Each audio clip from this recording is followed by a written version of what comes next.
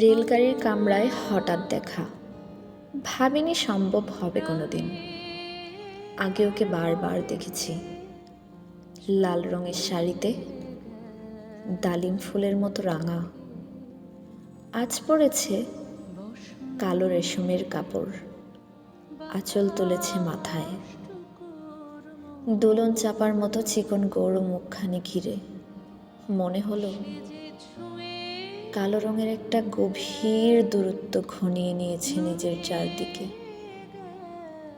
যে দূরত্ব সর্ষে ক্ষেতের শেষ সীমানায়, শালবনের নীলাঞ্জনে।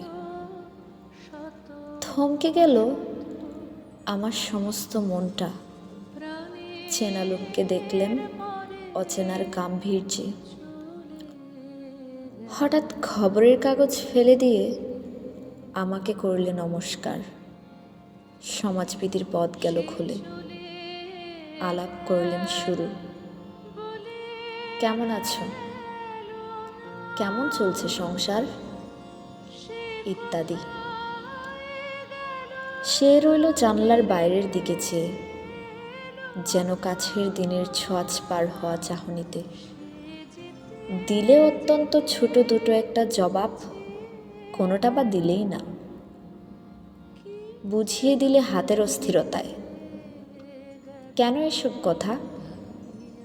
এর চেয়ে অনেক ভালো চুপ করে থাকা। আমি ছিলাম অন্য বেঞ্চিতে ওর সাথীদের সঙ্গে, একসময়ে আঙুল নেড়ে জানালে কাছে আসতে। মনে হলো কম সাহস নয়। বসলুম ওর এক বেঞ্চিতে। গাড়ির আওয়াজের আড়ালে বললে মৃদু স্বরে, কিছু মনে করো না, সময় কোথা সময় নষ্ট করবার। আমাকে নামতে হবে পরের স্টেশনে, দূরে যাবে তুমি। তাই যে প্রশ্নটার জবাব এতকাল থেমে আছে, শুনবো তোমার মুখে। সত্য করে বলবে তো? আমি বললাম, বলবো।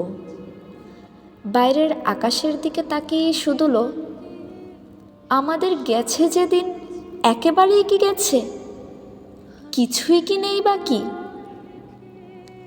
একটুকু রইলেন চুপ করে, তারপর বললেন, রাতের সব তারাই আছে দিনের আলোর গভীরে।